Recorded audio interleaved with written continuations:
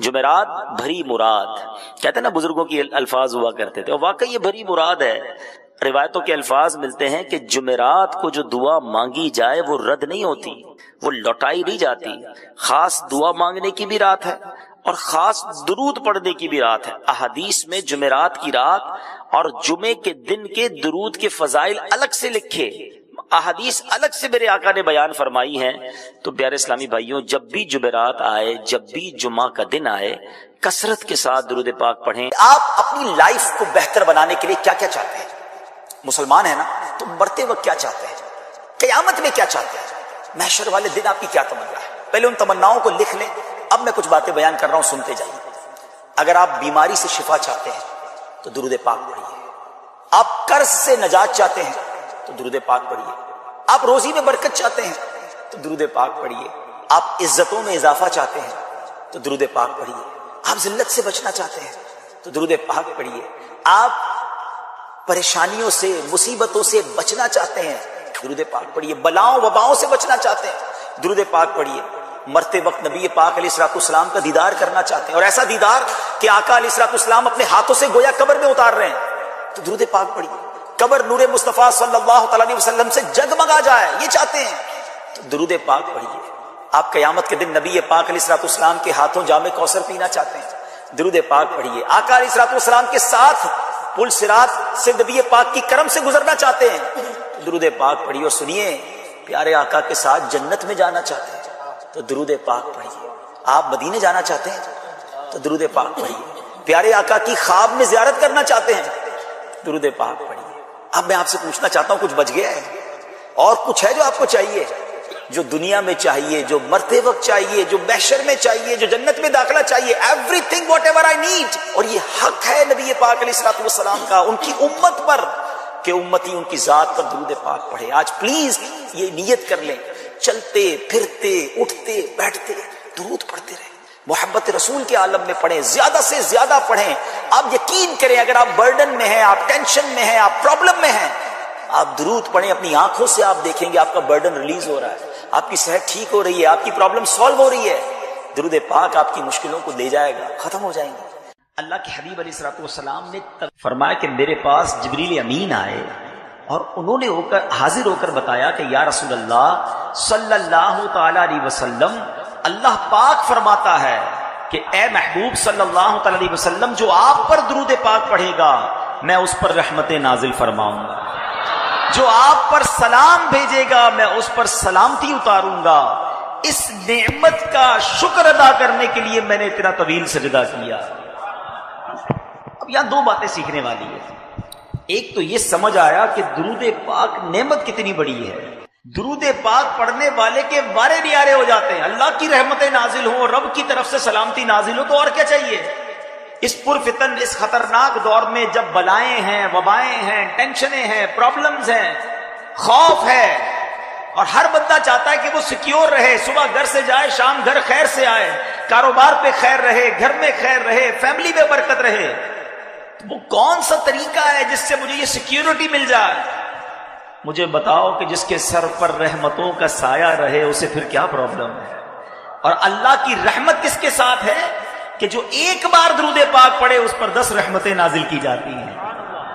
اس سے پتہ یہ چلا کہ آج کل دور بڑا کلیمٹیز کا، پرابلمز کا، ڈیفیکلٹیز کا ہے، بیماریاں الگ چل رہی ہیں، وائرس الگ چل رہے ہیں، پرابلمز الگ چل رہے ہیں۔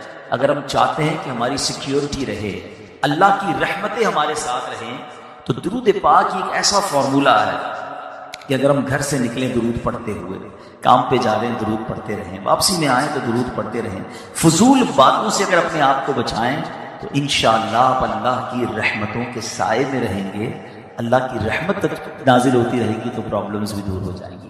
اللہ کریم نے قرآن میں جا بجا احکامات نازل فرمائے ہیں، کبھی نماز کا فرمایا، کبھی زکوٰۃ کا فرمایا، بہت سارے ہمیں شرعی احکامات، آرڈرز ملتے ہیں قرآن سے، مگر کہیں یہ نہیں فرمایا کہ اے ایمان والو میں بھی کرتا ہوں، میرے فرشتے بھی کرتے ہیں اور تم بھی شامل ہو جاؤ۔ پورے قرآن میں یہ ایک ہی ایسا کام ہے جس کے بارے میں رب فرماتا ہے اے ایمان والو اللہ بھی درود بھیج رہا ہے، اس کے فرشتے بھی درود بھیج رہے ہیں نبی پاک پر، تم بھی درود پڑھنے میں شامل ہو جاؤ۔ اچھا یہاں ایک بات سمجھنا بہت ضروری ہے، اللہ کا درود بھیجنا اور ہے، ہمارا اور فرشتوں کا درود بھیجنا اور ہے۔ اللہ کا درود بھیجنا یہ ہے کہ اللہ رحمت نازل فرماتا ہے، وہ تو خالق ہے نا، مالک ہے، وہ اپنی رحمتیں نازل فرماتا ہے اپنے حبیب علیہ الصلوۃ والسلام پر، اور ہمارا درود بھیجنا یہ ہے کہ ہم دعا کرتے ہیں کہ اے اللہ ہمارے آقا و مولا جناب محمد الرسول اللہ صلی اللہ تعالی علیہ وسلم پر درود بھیج، تو یہ سمجھنا ہے۔ اچھا اب یہاں ایک اور بڑی خوبصورت بات علماء نے فرمائی کہ حضرت آدم علیہ السلام آپ کو ابو البشر کہا جاتا ہے، آپ کو ایک بڑا کمال کا یوں سمجھیے کہ اعزاز دیا گیا جو اور کسی نبی کو نہیں ملا، کہ تمام فرشتوں نے آپ کو سجدہ کیا، اللہ کے سارے فرشتوں نے آپ کو سجدہ کیا، اور سبحان اللہ یہ شرف آپ کو عطا کیا گیا۔ اب یہاں علماء کہتے ہیں کہ حضرت آدم کو واقعی یہ مقام ملا کہ سارے فرشتوں نے سجدہ کیا، مگر یہ سجدہ ایک ہی بار کیا گیا۔ اور ایک اور تفسیر میں تو یہ بھی لکھا کہ دراصل یہ سجدہ جو تھا نا، حضرت آدم کی پیشانی میں نور مصطفیٰ چمکتا تھا، یہ سجدہ نور مصطفیٰ کو پڑھایا گیا، لیکن اس کے باوجود یہ سجدہ ایک بار ہوا۔ اور میرے آقا کی شان یہ ہے کہ صرف فرشتے نہیں، اللہ بھی نبی پاک پر درود بھیج رہا ہے، اور ایک بار نہیں، یہ نہیں کہا قرآن نے کہ اللہ اور اس کے فرشتوں نے ایک بار درود بھیج دیا، اے ایمان والو اب تم درود بھیجو، نہیں، تھوڑی سی عربی گرامر جانتے ہیں وہ جانتے ہیں، یہاں لفظ استعمال ہوا یصلون، اس کا مطلب یہ ہے کنٹینیو، مسلسل ہونے والا کام۔ تو سبحان اللہ، یہ اللہ اور اس کے فرشتے مسلسل درود بھیج رہے ہیں، اللہ مسلسل رحمت نازل فرما رہا ہے۔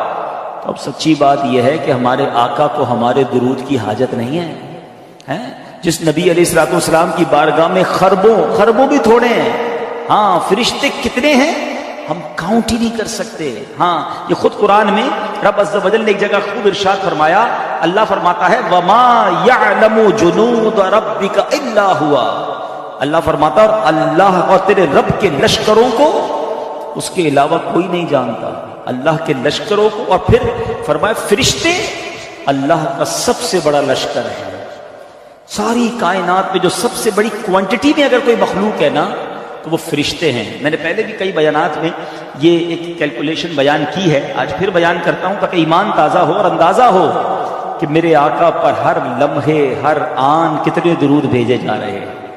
اللہ مجھے بھی درود پاک کثرت سے پڑھنے والا بنائے، آپ کو بھی درود پاک اور زیادہ پڑھنے کی توفیق دے۔ ایک ٹپ بھی دے دیتا ہوں، تقریباً آپ جتنے لوگ ہیں، آپ میں سے کئی لوگوں کو جو واک کرتے ہیں، ٹھیک ہے نا، اپنی صحت کے لیے اچھی چیز ہے، واک کرنی چاہیے، لیکن اگر آپ اپنے واکنگ ٹائم کو درود ٹائم بنا لیں، اپنے واکنگ ٹائم کو ذکر ٹائم بنا لیں، جہاں بھی واک کرتے ہیں، چاہے آپ ٹریڈ مل پہ کرتے ہیں یا کسی پارک میں جا کے کرتے ہیں، جب بھی واک کریں آپ شوز پہنتے ہی ہوں گے، ساتھ ساتھ تسبیح بھی لے لیں، اس واکنگ میں اور کیا کرنا ہے آپ نے۔ لیکن اگر آپ چلتے چلتے درود پڑھ رہے ہیں، اس کے دو فائدے ہوں گے، ایک تو ایک پرٹیکولر اچھی تعداد میں درود آپ پڑھ لیں گے، دوسرا جدھر جدھر چلتے ہوئے جائیں گے وہ ساری جگہ آپ کے درود پڑھنے کی گواہ بن جائے گی۔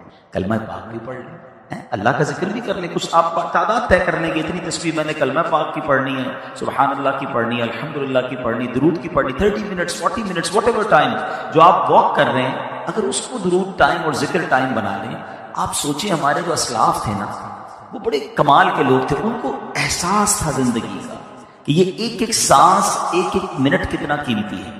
ایک بزرگ کے بارے میں آتا ہے، وہ جدھر سے گزرتے تھے نا اللہ کا ذکر کرتے ہوئے گزرتے تھے۔ ایک بار کسی سڑک سے گزرے، دوبارہ گزرے وہاں سے، کسی نے کہا ابھی تو آپ گئے تھے، کہا میں سڑک سے گزرا تھا مگر اللہ کا ذکر کرنا بھول گیا تھا۔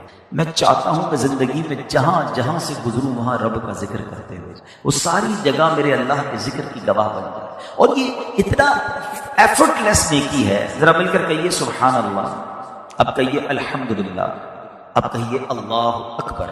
کتنی دیر لگی؟ آئی تھنک 30 سیکنڈز بھی نہیں لگے، مگر آپ کو پتا ہے آپ نے 30 سیکنڈ میں کیا کما لیا؟ آپ جتنی بھی بڑی پوسٹ پہ ہوں، آپ کبھی اپنی پوری ارننگ جو بھی آپ مہینے میں کماتے ہیں، چاہے وہ ملینز میں ہو، اس کو کبھی کیلکولیٹ کیجئے گا کہ 30 سیکنڈ میں کتنے بنتے ہیں، تو وہ چند روپے ہی بنیں گے، چند 100 روپے ہی بنیں گے، کیونکہ پورے مہینے کی ہے نا۔ 30 سیکنڈز میں بلین عربی چند 100 روپے ہی کماتا ہے، چند ہزار کما لے گا، مگر آپ کو اندازہ ہے آپ نے 30 سیکنڈ میں ابھی کیا کمایا ہے؟ میرے نبی کے سچے وعدے ہیں، جو ایک بار سبحان اللہ کہتا ہے اللہ اس کے لیے جنت میں درخت لگا دیتا ہے۔ اے کاش کہ ہم استغفار کرنے والے بن جائیں۔ اور آپ کو شاید پتہ نہیں ہے، استغفار جہاں گناہوں کی معافی ہے نا، وہاں یہ بہت سارے مسائل کے حل کی کنجی بھی ہے۔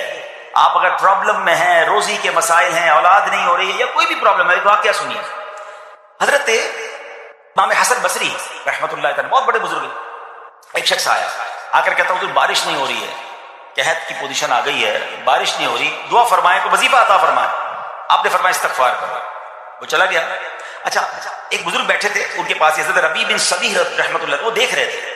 دوسرا بندہ آیا، کہتا حضور تنگ دستی ہے، کاروبار میں ڈاؤن ہے، رزق میں تنگی ہے، آپ نے فرمایا استغفار کرو۔ تیسرا شخص آیا، کہتا حضور اولاد نہیں ہو رہی ہے، حصول اولاد کے لیے وظیفہ لینا ہے، فرمایا استغفار کرو۔ چوتھا بندہ آیا، وہ کہتا کہ حضور میرے باغ میں فصلوں میں پیداوار کی کمی ہے، فرمایا استغفار کرو۔ حضرت ربیع بن صبیح کہتے ہیں حضور پہلا بندہ الگ پرابلم لے کر آیا، دوسرا الگ، تیسرا الگ، چوتھا الگ، چاروں کو ایک ہی دوائی، چاروں کو ایک ہی وظیفہ، استغفار استغفار۔ آئے ہائے، بڑوں کی بڑی باتیں۔ قرآن میں بھی پڑھتا ہوں، قرآن آپ بھی پڑھتے ہیں، مگر دیکھو اللہ والے کیسے پڑھتے ہیں۔ کیا خوبصورت جواب دیا آپ نے۔ آپ فرماتے ہیں سورہ نوح پارہ 29 آیت نمبر 10 سے 12 کی آپ نے تلاوت فرمائی۔ اب ذرا قرآن سنیے گا، بسم اللہ الرحمن الرحیم، استغفروا ربکم انہ کان غفارا یرسل السماء علیکم مدرارا ویمددکم باموال وبنین ویجعل لکم جنات ویجعل لکم انہارا۔ سبحان اللہ، ذرا سنیے گا، اپنے رب سے معافی مانگو، استغفروا ربکم انہ کان غفارا، بے شک وہ بڑا معاف کرنے والا ہے۔ اب دے گا عطا، کیا فرمائے گا؟ یرسل السماء علیکم مدرارا، وہ تم پر موسلا دھار بارش بھیجے گا، وَيُمْدِدْكُمْ بِأَمْوَالٍ وَبَنِينَ وَيَجْعَلْ لَكُمْ جَنَّاتٍ وَيَجْعَلْ لَكُمْ أَنْهَارًا، فرمایا اور مالوں اور بیٹوں سے تمہاری مدد فرمائے گا، اور تمہارے لیے باغات بنا دے گا، اور تمہارے لیے نہریں بنائے گا۔ باغات بھی بڑھ رہے ہیں، اولاد بھی عطا ہو رہی ہے، مال بھی بڑھ رہا ہے، بارش بھی ہو رہی ہے، کس چیز سے؟ استغفار سے۔ تو استغفار یہ آپ کے بہت سارے پرابلمز کا حل ہے، مسائل کا حل ہے، بس اپنی زبان استغفار سے تر رکھے۔ اچھا پھر اس میں تھوڑی سی شرمندگی بھی ہے، ایسا نہیں کہ استغفار بھی ہو رہا ہے اور دماغ کہیں اور ہے، مسکرا بھی رہے ہیں، ہنس بھی رہے ہیں، اور استغفر اللہ، کسی سے معافی مانگتے ہوئے ہنستا ہے کیا بندہ؟ استغفر اللہ ربی من کل ذنب واتوب الیہ، یا اللہ میں اپنے سارے گناہوں سے تجھ سے معافی مانگ رہا ہوں۔ بہت سارے استغفار کے سیغے ہیں، استغفر اللہ العظیم من کل ذنب عظیم، اے اللہ میں تجھ سے استغفار کرتا ہوں، وہ رب جو بہت عظیم ہے، اپنے سارے بڑے گناہوں سے میں استغفار کرتا ہوں۔ الگ الگ سیغوں سے اللہ کی بارگاہ میں استغفار کریں، ہو سکے تو کبھی گناہ یاد آئیں تو آنسو بھی بہ رہے ہوں، مگر یہ استغفار اللہ کو بڑا پسند ہے، معافی رب کو بہت پسند ہے۔ ابو اللیث سمرقندی رحمۃ اللہ تعالی لکھتے ہیں، پچھلی قوموں میں ایک شخص تھا، اس نے بہت گناہ کیے تھے۔ ایک بار اس نے اپنی پچھلی زندگی کے بارے میں سوچا، گناہوں کے بارے میں غور و فکر کیا، تو اسے شرمندگی ہوئی۔ اس نے نادم و شرمندہ ہو کر 3 مرتبہ کہا اللہم غفرانک، اللہم غفرانک، اللہم غفرانک، اے اللہ تیری بخشش، اے اللہ تیری بخشش، اے اللہ پاک تیری بخشش۔ اسی لمحے اس کو موت آ گئی اور اللہ پاک نے اس کی بخشش فرما دی۔ آئیے ہم بھی پڑھ لیتے، اللہم غفرانک، اللہم غفرانک، اللہم غفرانک۔ استغفار کرنا، توبہ کرنا، گناہ یاد کر کے شرمندہ ہونا، یہ اللہ کو کتنا پسند ہے۔ ایک سبحان اللہ، اس کے بارے میں چند برکتیں آپ کو بیان کرتا ہوں۔ بڑی عظیم برکت یہ ہے کہ اس کی بدولت بندے کا تنگی اور غم دور ہو جاتا ہے۔ حدیث پاک میں ہے جو ہمیشہ استغفار کرتا رہے، اللہ پاک اس کے لیے ہر تنگی سے نکلنے کا راستہ بناتا ہے، ہر فکر و غم سے اسے خلاصی عطا فرماتا ہے۔ اس کی ایک برکت یہ بھی ہے کہ ایسے بندے کو اللہ پاک غیب سے رزق عطا فرماتا ہے۔ حدیث پاک میں ہے استغفار کرنے والے کو اللہ وہاں سے رزق عطا فرماتا ہے جہاں اس کا گمان بھی نہیں ہوتا ہے۔ اتنی مہنگائی ہے، اتنی مشکلیں ہیں، اتنی تنگی ہے، لوگ قرضے میں ہیں، کبھی ادھر جاتے ہو کبھی ادھر جاتے ہو۔ ارے بھائی سب کے پاس جاتے ہو، رب کے پاس کیوں نہیں جاتے؟ استغفار کرنا شروع کر دو، فرمایا ادھر سے روزی دے گا جہاں تمہارا گمان بھی نہیں جائے گا۔ اس کی برکت سے اللہ پاک دلوں کے زنگ کو دور فرماتا ہے۔ آئیے پیارے اسلامی بھائیوں، اللہ کو معافی مانگنا، دل سے پکارنا کتنا پسند ہے۔ میں آپ کو ایک بہت ہی خوبصورت واقعہ بتاتا ہوں، اور یہ واقعہ ہے حضرت موسیٰ علیہ نبینا علیہ الصلوۃ والسلام کا۔ اللہ پاک نے حضرت موسیٰ علیہ نبی علیہ السلام نے ایک بار اپنی مناجات میں عرض کیا یا اللہ یا رب. اللہ پاک کی طرف سے جواب آیا لبیک یا موسیٰ. آپ نے عرض کی یا اللہ تو میرا مالک ہے, تو خالق ہے, میں تو تیرا بندہ ہوں. ارشاد ہوا مجھے یہ پسند ہے کہ جب مجھے کوئی میرا بندہ یا رب پکارے تو میں اسے لبیک کہہ کر جواب. ایک بار ایک شخص بارگاہ رسالت میں حاضر ہوا, عرض کیا یا رسول اللہ صلی اللہ تعالی علیہ وسلم کوئی ایسا مومن بھی ہے جو جہنم میں باقی رہ جائے گا؟ فرمایا ہاں, ایک شخص جو جہنم کے گہرے گھڑے میں ہوگا اور اونچی آواز سے یا حنانو یا منان پکار رہا ہوگا. اس کی آواز بلند ہوگی, اس آواز کو حضرت جبرائیل سنیں گے, کہیں گے العجب العجب, عجیب بات ہے, عجیب بات ہے. پھر حضرت جبرائیل علیہ السلام اللہ عز و جل کے عرش کے سامنے حاضر ہوں گے, سر سجدے میں رکھ دیں گے. اللہ پاک فرمائے گا ارفع راسک یا جبرائیل, اے جبرائیل اپنا سر اٹھاؤ. حضرت جبرائیل علیہ السلام سر اٹھائیں گے. اللہ پاک فرمائے گا جبرائیل تم نے کیا عجیب چیز دیکھی ہے؟ عرض کریں گے یا اللہ میں نے ایک آواز سنی ہے, کوئی شخص جہنم کے گہرے گھڑے میں یا حنان یا منان پکار رہا. اللہ پاک فرمائے گا جبرائیل مالک یعنی داروغہ جہنم کے پاس جاؤ اور انہیں کہو کہ وہ بندہ جو یا حنان یا منان پکار رہا ہے اسے جہنم سے نکال لاؤ. حضرت جبرائیل علیہ السلام جہنم کے دروازے پر تشریف لے جائیں گے, دستک دیں گے, حضرت مالک باہر آئیں گے. حضرت جبرائیل علیہ السلام انہیں اللہ پاک کا حکم سنائیں گے. حکم سن کر حضرت مالک علیہ السلام جہنم کے اندر جائیں گے. ہمارے پیارے آقا علیہ السلام نے فرمایا جیسے ماں اپنے بچوں کو پہچانتی ہے, حضرت مالک ایسے ہی جہنم کو پہچانتے ہیں. اس کے باوجود آپ یا حنان یا منان کہنے والے شخص کو تلاش نہیں کر پائیں گے. باہر تشریف لائیں گے, حضرت جبرائیل سے عرض کریں گے اے جبرائیل جہنم نے گہرا سانس لیا ہے, اس لیے کون سی چیز پتھر ہے, کون سی چیز لوہا ہے اور کون انسان ہے اس کی پہچان نہیں ہو رہی. حضرت جبرائیل پھر اللہ کی بارگاہ میں سجدہ کریں گے. اللہ پاک ارشاد فرمائے گا اے جبرائیل سر اٹھاؤ, تم یا حنان یا منان کہنے والے کو کیوں نہیں لائے؟ جبرائیل عرض کریں گے مولا داروغہ جہنم حضرت مالک نے بھی معذرت کر لی ہے, کہتے جہنم نے سانس لیا ہے, اس کی وجہ سے پتھر لوہے اور انسانوں کے درمیان کوئی فرق نہیں بچا. اللہ گویا سبھی جل کر جس کو کہنا کوئلہ بن چکے, کسی چیز کی پہچان نہیں ہو پا رہی ہے.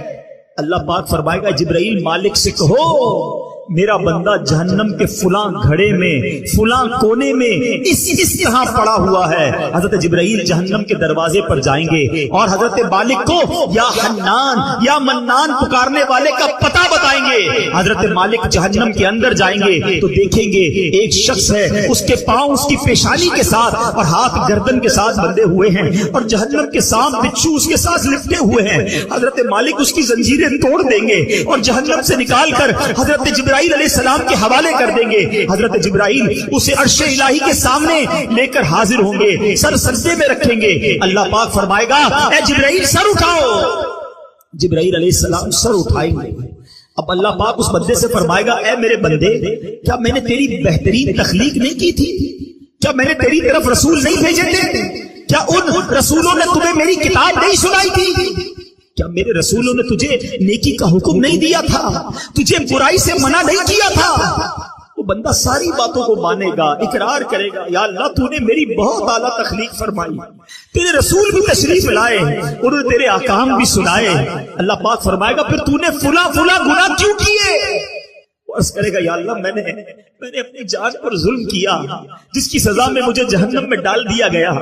اللہ اس کے باوجود میری امید نہیں ٹوٹی, مجھے تیری رحمت سے امید تھی, اسی لیے میں یا حنان یا منان پکارتا رہا.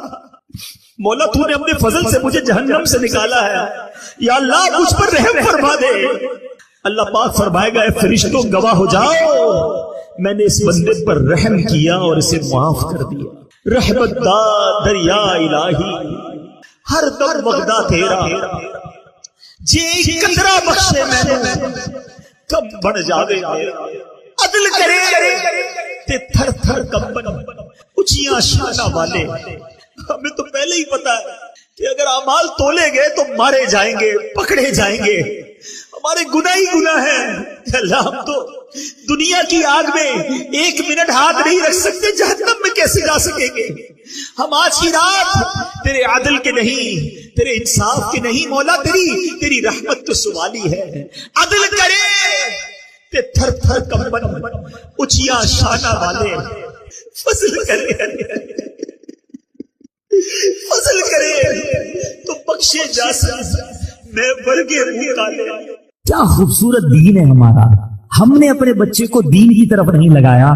اگر ہم بچے کو دین کی طرف لگا دیتے، دین اس کو ہماری خدمت کی طرف لگا دیتے. ہم بچے کو قرآن و حدیث سکھاتے، قرآن و حدیث اس کو ہماری خدمت سکھا دیتی. ہم آج یہ جو تکلیف اٹھا رہے ہیں، اس کی ایک وجہ یہ بھی ہے کہ بچہ آپ نے دین سے دور کر دیا. اگر آپ چاہتے ہیں کہ آپ کے بڑھاپے کا سہارا آپ کے بچے بنے، آپ کے مرنے کے بعد بھی آپ کے لیے صدقہ جاریہ بنے، تو آپ نے اپنے بچوں کو دین کی طرف لانا ہے. کچھ اولادیں وہ ہیں جن کی ماں باپ نے تربیت ایسی کی، ہم نہیں چاہتے، وہ خود رابطہ کر رہے ہوتے ہیں کہ ماں کا انتقال ہو گیا، یار کچھ کنواں کھدوانا ہے، کوئی مسجد بنانی ہے، کوئی مدرسے میں میری ماں کے لیے مجھے کچھ کرنا ہے. کیوں؟ ماں نے تربیت ایسی کی، والد نے تربیت ایسی کی، انہیں ماحول ایسا دیا کہ ماں باپ کے مرتے ہی انہیں فکر ہو گئی کہ میری ماں قبر میں اکیلی ہے، میرا والد قبر میں اکیلا ہے، اس نے روز مجھے کھانا کھلایا تھا، آج میں روز اسے ثواب پہنچانے کا کوئی انتظام کروں. یہ اس بچے کے دل میں خیال کیسے آیا؟ کیونکہ اللہ نے اسے اچھا ماحول عطا کیا، ماں باپ نے اس کو اس ماحول کی طرف بڑھایا. تو میں یہاں والدین سے گزارش کروں گا کہ خدارا اپنے بچوں کی ایسی تربیت کرو کہ بڑھاپے میں بھی تمہارا ساتھ دیں اور مرنے کے بعد بھی تمہارے لیے صدقہ جاریہ کا باعث بن جائیں. آپ کے بچے آپ کے قدموں میں رہیں گے اگر آپ نے بچوں کو دیندار بنا دیا. اللہ کرے یہ فارمولا سمجھ آ جائے نا. ہم سمجھتے بچہ میری بات مانے، میری کیوں نہیں مانتا؟ ارے پہلے سے اللہ رسول کی بات منانے والا بنا دو، یہ تمہاری بھی ماننے والا بن جائے گا. کیونکہ جب یہ جائے گا نا دین کی طرف، اسے قرآن ماں باپ کی طرف بھیجے گا، اسے حدیث ماں باپ کی طرف بھیجے گی، اسے علماء کرام ماں باپ کی طرف بھیجیں گے. ہم اس راستے پر بھیج دیں جہاں سے یہ بچہ مجھے واپس مل جائے. قرآن مجید فرقان حمید کی پیاری باتیں، قرآن کے پیارے احکام، قرآن جو کہ ہم سب کے لیے راہ ہدایت ہے. ہم کوشش کرتے ہیں کہ قرآن کریم کے حوالے سے ہی کچھ بات کیا کریں، کچھ آیتوں کو سمجھا کریں اور اللہ کے پیغام کو سمجھا کریں. قرآن مجید ایک ایسی کتاب ہے جو ہمارے لیے راہ نجات بھی ہے، راہ ہدایت بھی ہے، گائیڈ لائن بھی ہے. اور وہ باتیں جو اپنی عقل سے، اپنے یوں سمجھیے کہ جو اسباب ہیں اس سے جہاں تک رسائی نہیں ہوتی، قرآن اس سے آگے کی رہنمائی عطا فرماتا ہے. اب بعض اوقات قرآن کی کچھ باتیں ہیں جو اگر لوگ عقل سے چیک کرتے ہیں تو کنفیوز ہو جاتے ہیں. لیکن دیکھیں ہماری عقل محدود ہے. اب مثال کے طور پہ کوئی پہلی دوسری کلاس کا طالب علم ہو، اس کو آپ ڈاکٹروں کی کتاب پکڑا دیں، MBBS کی بک پکڑا دیں تو اس کو تو سمجھ نہیں آئے گی. ٹھیک ہے نا؟ کیونکہ اس کی عقل اس کتاب کے متعلق نہیں ہے. قرآن سمجھنا، اس کو بیان کرنا، یہ بڑے بڑے علماء کا کام ہے. تو ہمیں قرآن پاک جب بھی پڑھنا ہے، اس کا ترجمہ اور اس کی تفسیر عاشقان رسول جو علماء ہیں ان کی تفسیر اور بڑے بڑے ائمہ کے اقوال سے سمجھنا ہوگا. عقل کے گھوڑے دوڑاتے ہیں اور قرآن کو موجودہ معاملات سے جب کمپیئر کرنے جاتے ہیں تو کچھ لوگ ٹھوکر کھا جاتے ہیں. جیسے مثنوی شریف میں ایک بار ایک فلسفی کہیں سے گزر رہا تھا، اس کے کانوں میں قرآن کی تلاوت کی آواز آئی اور اس نے سورہ ملک کی تلاوت سنی. اور سورہ ملک کی جب آخری آیت اس نے سنی، ہم نے کئی بار سنی ہوگی، قل ارأیتم ان اصبح ماؤکم غورا فمن یأتیکم بماء معین. کئی باری آیت سنی. ترجمہ کیا ہے اس کا؟ آسان ترجمہ قرآن کنز العرفان. تم فرماؤ بھلا دیکھو تو اگر صبح کو تمہارا پانی زمین میں دھس جائے تو وہ کون ہے جو تمہیں نگاہوں کے سامنے بہتا ہوا پانی لا دے؟ یہ آیت کریمہ سن کر وہ فلسفی تکبر اور غرور میں کہنے لگا اس پہ کیا بڑی بات ہے؟ اگر اللہ پانی کو دھسا دے گا تو ہمارے پاس تو بڑی بڑی ڈرل مشینیں ہیں، بڑے بڑے آلات ہیں، ہم پانی کو نکال لیں گے. یہ تو جناب ہمارے اختیار میں ہے. اللہ فرماتا کون ہے جو نکالے؟ ہم نکالیں گے. اب اس نے قرآن کو اپنی عقل سے سمجھنے کی کوشش کی. اچھا اب کیا ہوا؟ رات کو وہ فلسفی سویا تو اس کے خواب میں اس نے دیکھا کہ ایک بڑا طاقتور شخص آیا، اس نے اس فلسفی کے منہ پر ایک زوردار چانٹا مارا. جب چانٹا مارا تو اس کی دونوں آنکھیں باہر آ گئیں اور ہماری آنکھوں میں نور کا ایک ایک قطرہ ہوتا ہے، دونوں آنکھوں میں ایک ایک قطرہ ہوتا ہے جس سے ہم دیکھتے ہیں پانی، آنکھوں کا پانی جس کو اب کہا جاتا ہے. تو قطرے زمین پر گر کر خشک ہو گئے. خواب میں یہ سب کچھ ہوا ہے. خواب میں آنے والے شخص نے کہا کہ اے بدنصیب، اگر تو واقعی کدال اور پھاوڑے اور سائنسی آلات سے زمین میں گیا ہوا پانی نکال سکتا ہے تو اپنی ان دونوں آنکھوں سے نکلے ہوئے جو قطرے ہیں اس کو پانی کو نکال کے دکھا. صبح ہوئی تو اس کی آنکھیں ٹوٹی ہوئی تھی، آنکھوں میں بہت درد تھا، نظر کچھ نہیں آ رہا تھا اور اس کا وہ جو سارا نشہ تھا، سارا غرور تھا وہ بھی اتر چکا تھا. کہ ہر چیز اپنے دماغ سے فیصلہ نہیں کی جاتی، اللہ کے احکام ہیں تو ہمارا کام اس پر عمل کرنا ہے، اس پر یقین کرنا ہے، اسے فالو کرنا ہے. قرآن میں ایسے ایسے خزانے ہیں کہ قرآن تو وہ عظیم کتاب ہے کہ جس کی ہمیں جو ہے برکتیں حاصل کرنی چاہیے. معاذ اللہ اس کو ڈبیٹ میں یعنی اس کو اگینسٹ میں اس کے بات کرنے سے پہلے 1000 بار سوچنا چاہیے. ہم مسلمان ہیں, ہمارا کام ایمان لانا ہے. شاعر کہتے ہیں نا, کسی کو تاج وقار بخشے, کسی کو ذلت کے غار بخشے, جو سب کے ماتھے پہ مہر قدرت لگا رہا ہے وہی خدا ہے. ہمیں اللہ کریم کے ہر فرمان پر بلا چوں چراں رب کریم عمل کرنے کی اور یقین کرنے کی توفیق عطا فرمائے. اچھا, اسی طرح قرآن مجید فرقان حمید میں اللہ کریم کی چونکہ اس میں باتیں ہیں, رب عز و جل کا ذکر ہے, اور اس میں ہمیں الحمدللہ اچھے طریقے سے ایمان بھی لانا ہے. یہاں ہمیں ایک اور بات بھی سمجھنا ہوگا کہ ہمارے اسلاف نے جب قرآن کریم فرقان حمید کو پڑھا تو پڑھنے کے بعد اس کے اندر ہم نے کتنا عمل کیا. بول تم پڑھتے نہیں ہیں, پڑھتے ہیں تو عمل نہیں کرتے. ہمارے بزرگان دین نے کیسا عمل کیا. قرآن مجید کی ایک آیت تھی, ایک بڑی کمال کی آیت ہے, اور اس آیت نے ہزاروں میں کہوں کہ بہت سارے لوگوں کی زندگی میں زبردست انقلاب برپا کر دیا. صرف ایک آیت ہے. آیت کیا ہے؟ الم یأن للذین آمنوا ان تخشع قلوبهم لذکر اللہ. 27واں پارہ ہے, سورہ حدید ہے, آیت نمبر 16 ہے. اس ایک آیت میں اتنا گہرا میسج ہے. اس کی میننگ کیا ہے؟ معنی یہ ہے کیا وقت نہیں آیا ان لوگوں کے لیے جو ایمان لائے کہ جھک جائیں ان کے دل اللہ کی یاد کے لیے. یعنی جھنجھوڑا گیا ہے, بھی وقت نہیں آیا کہ توبہ کرو اور اللہ کی طرف جھک جاؤ. اب دیکھیں جس کے دل پہ اثر ہونا ہوتا ہے کیسا ہوتا ہے, جو پاکیزہ دل اللہ پاک جن کے دلوں پر قرآن کا اثر ڈالتا ہے کیسا ہوتا ہے کہ حضرت فضیل بن عیاض رحمت اللہ تعالی علیہ, یہ بہت بڑے اللہ کے ولی گزرے ہیں, مگر شاید بہت کم لوگوں کو پتا ہوگا کہ توبہ سے پہلے یہ بہت بڑے ڈاکو تھے, اور اتنے خطرناک ڈاکو تھے کہ محلے والے, علاقے والے, شہر والے سے ڈرا کرتے تھے. آپ نے قرآن مجید کی ایک آیت پر عمل کیا. ہوا کیا کہ ایک بار آپ قافلے کے ساتھ کہیں جا رہے تھے, قافلے میں ایک شخص جو تھا تلاوت قرآن کر رہا تھا, اور اس نے یہ آیت پڑھ دی. آیت کیا ہے؟ الم یأن للذین آمنوا ان تخشع قلوبهم لذکر اللہ.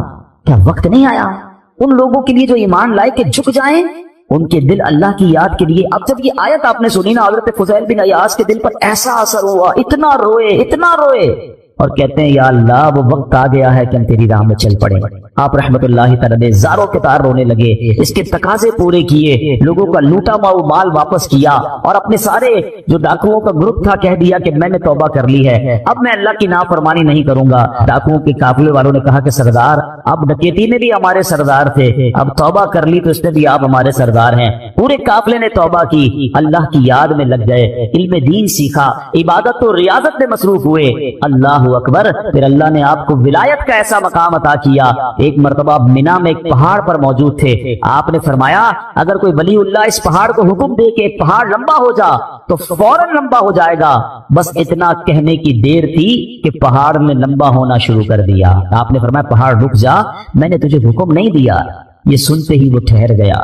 تو اللہ والے جو ہوتے ہیں, تو اب یہاں جو اصل ہمیں بات سیکھنی ہے کہ توبہ کرنے سے اللہ کیسا مرتبہ عطا فرماتا ہے. ڈاکو ہو اللہ اسے اپنا ولی بنا لیتا, بس سچے دل سے توبہ کرنا ہے اور قرآن کے نور کو دل میں داخل کرنا ہے. ایسی بہت ساری قرآن میں آیتیں ہیں, اگر بندہ دل سے پڑھے تو وہ ڈائریکٹ دل پر اثر کرتی ہیں, امپیکٹ کریٹ کرتی ہیں. آپ قرآن کا امپیکٹ دیکھیں نا, کبھی کبھی ایسا ہوتا ہے کہ بہت اچھا قاری تلاوت کرنے والا ہو یا امام صاحب بڑی اچھی تلاوت کر رہے ہوں, ہمیں سمجھ نہیں آتا مگر آنکھوں سے آنسو جاری ہو جاتے ہیں, دل پر ایک کیفیت طاری ہو جاتی ہے. کیسے؟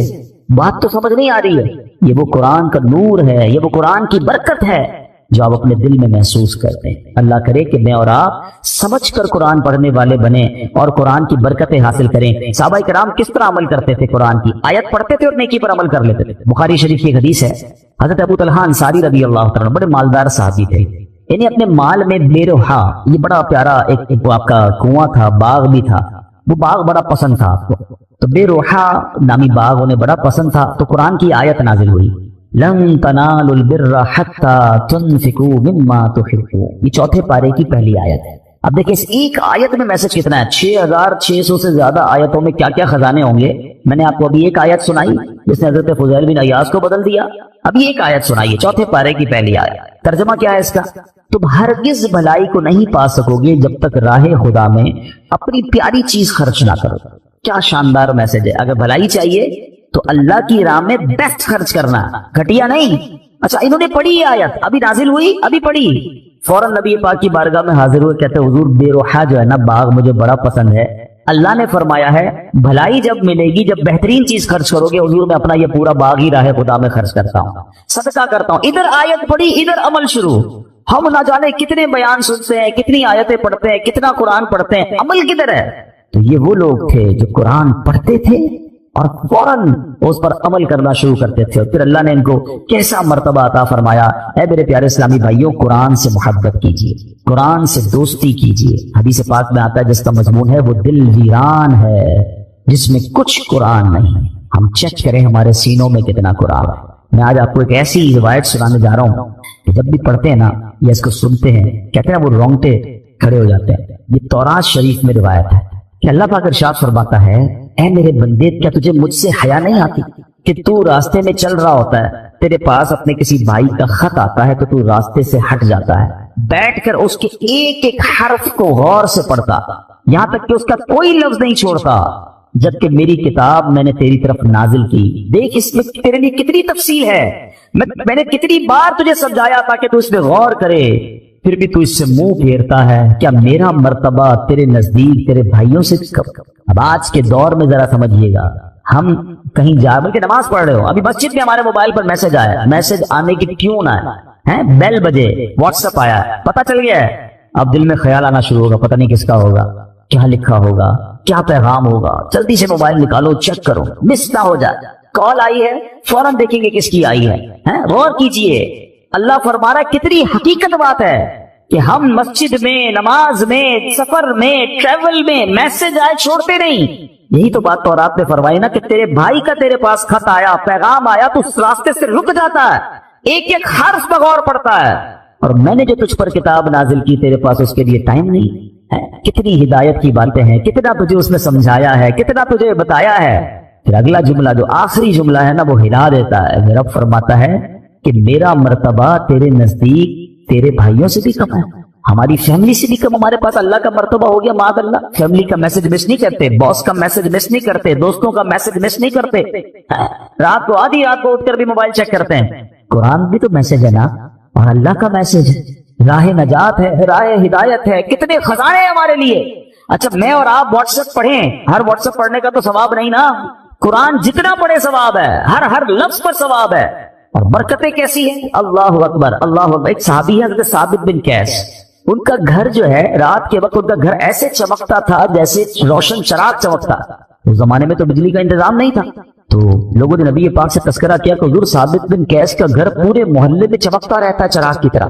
تو نبی پاک نے پتہ کیا فرمایا, ثابت بن قیس ضرور رات کو سورہ بقرہ کی تلاوت کرتے ہوں گے. صحابہ نے آ کے پوچھا کیا ایسا ہی ہے؟ کہتے ہاں میں روز رات کو سورہ بقرہ کی تلاوت ہے. یعنی آپ غور کریں کہ قرآن پڑھنے پر ثواب, برکتوں کا نزول, فرشتوں کا نزول, ہدایت الگ مل رہی ہے, گائیڈنس الگ مل رہی ہے.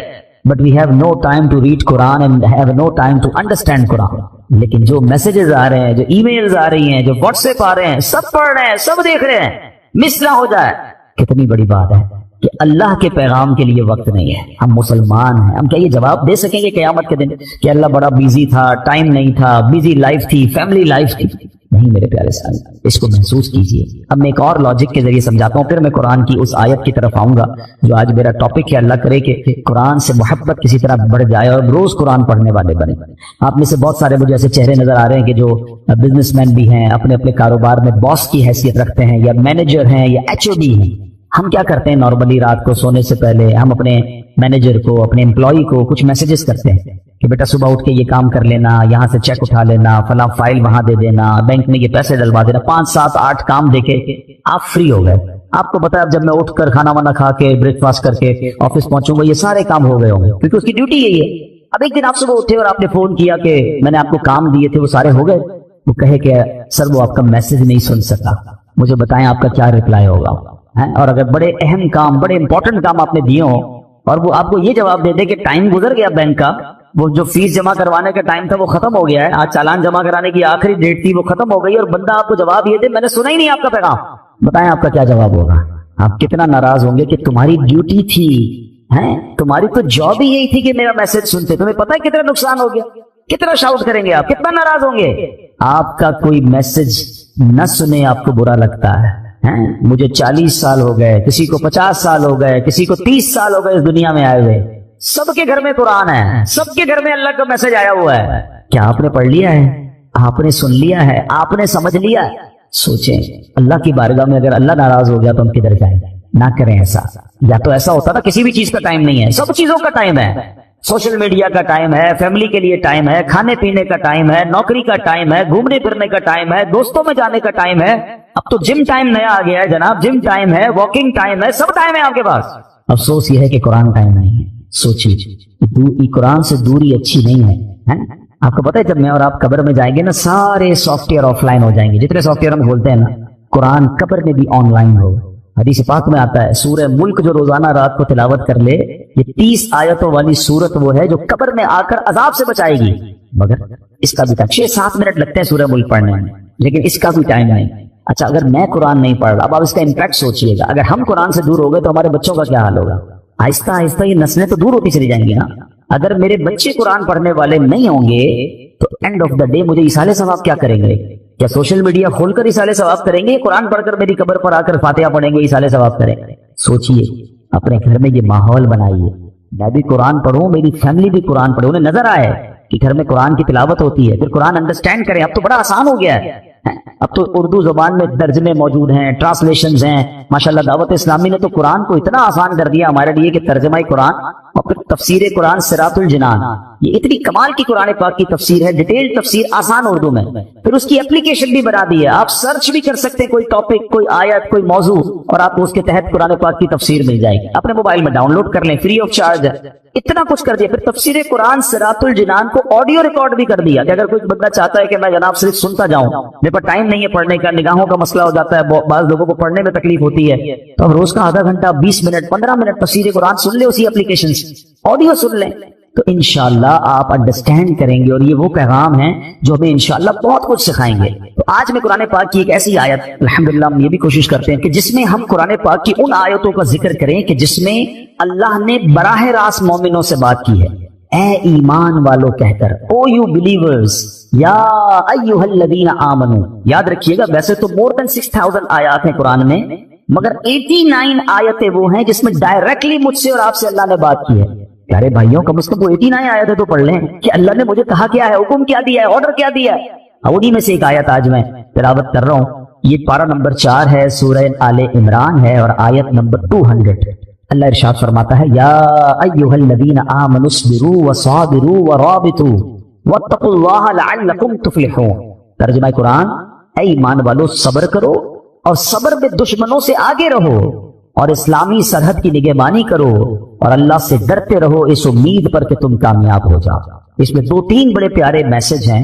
اس آیت میں ارشاد فرمایا, اے ایمان والو نیکیاں کرنے, گناہوں سے بچنے کی مشقت, دنیاوی مصیبتوں اور آفتوں پر صبر کرو, اور جنگ کی سختیوں کے موقع پر صبر کرنے میں کفار پر غالب رہو. صبر و استقامت میں ان سے کم تر ثابت نہ ہونا, اور اسلامی سرحد پر اپنے جسموں اور گھوڑوں کو کفار سے جہاد کے لیے تیار رکھو.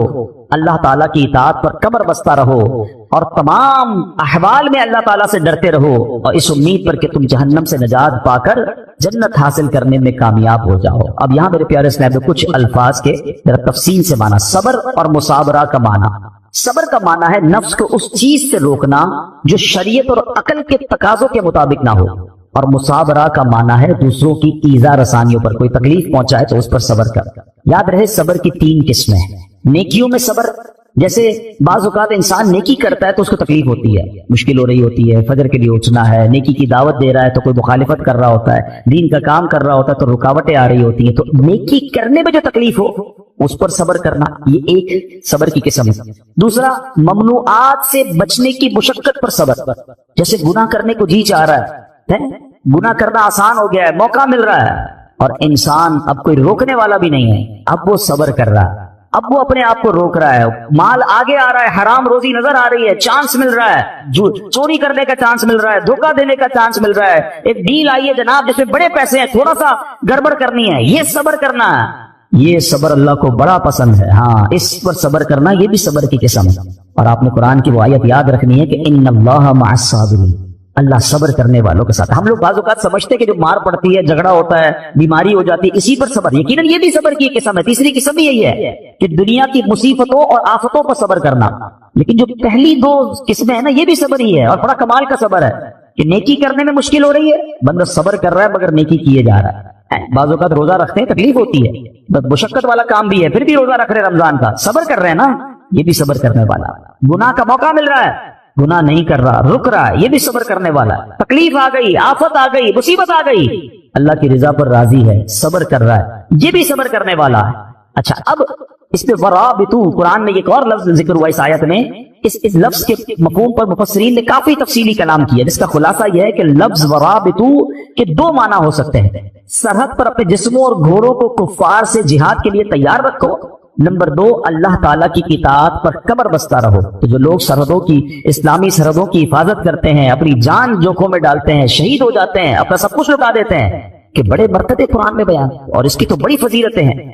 سبحان اللہ، یاد رکھیے کہ اسلامی ملک کی بقا، مسلمانوں کی حفاظت، دین کی سربلندی، اسلام کی قوت کا اظہار، لوگوں کے حقوق کا تحفظ، پیغام الہی کے لیے تبلیغ، کفر کی راہ میں رکاوٹ اور اس کی روک تھام میں اسلامی ملک کی سرحدوں کی حفاظت کا بہت عمل دخل ہے۔ حضرت سہل بن سعد ساعدی رضی اللہ تعالیٰ عنہ فرماتے ہیں کہ سرکار دو عالم علیہ الصلوۃ والسلام نے ارشاد فرمایا، راہ خدا میں ایک دن سرحد کی نگہبانی کرنا دنیا و ما فیہا سے بہتر ہے، یعنی دنیا اور اس کے اندر جو کچھ ہے وہ سب سے بہتر یہ ہے کہ اللہ کی راہ میں اسلامی سرحدوں کی حفاظت کی جائے۔ تو اخلاص کے ساتھ جو یہ کام کرتے ہیں ان کے بڑے مرتبے ہوتے ہیں۔ حضرت سلمان رضی اللہ تعالیٰ سے روایت ہے، نبی پاک علیہ الصلوۃ والسلام نے ارشاد فرمایا، ایک دن اور ایک رات سرحد کی حفاظت کرنا ایک مہینے کے روزوں اور قیام سے بہتر ہے۔ حفاظت کرنے والا اگر مر گیا تو اس کے اس عمل کا اجر جاری رہے گا اور وہ فتنہ قبر سے محفوظ رہے گا۔ تو یہ نصیب والوں کا حصہ ہوتا ہے۔ ٹھیک ہے، اب ہم نے دو باتیں اس آیت سے سیکھی